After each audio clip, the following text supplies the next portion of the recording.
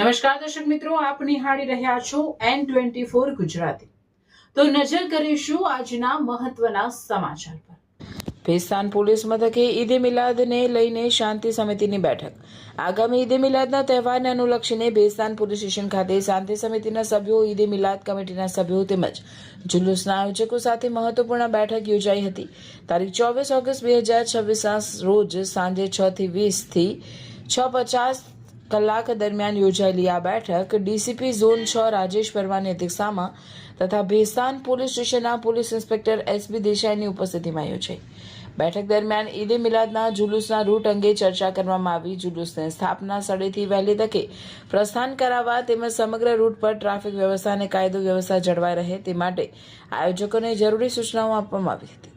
તહેવાર દરમિયાન કોઈપણ પ્રકારની અફવા કે ગેરસમજથી દૂર રહેવા તેમજ સોશિયલ મીડિયા પર ફેલાતી અફવાઓથી સાવચેત રહેવા પણ આગેવાનોને માર્ગદર્શન આપવામાં આવ્યું હતું।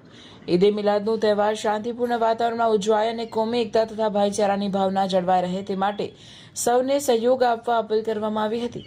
વધુમાં સુરત શહેર પોલીસ કમિશનરના જાહેરનામાનું ચુસ્તપણે પાલન કરવા અંગે પણ જરૂરી સૂચનાઓ આપવામાં આવી હતી। બેઠકમાં આશરે 45 જેટલા આગેવાનો ઉપસ્થિત રહ્યા હતા। અંતે પોલીસ દ્વારા તમામ આગેવાનોનો આભાર વ્યક્ત કરી બેઠક પૂર્ણ કરવામાં આવી હતી।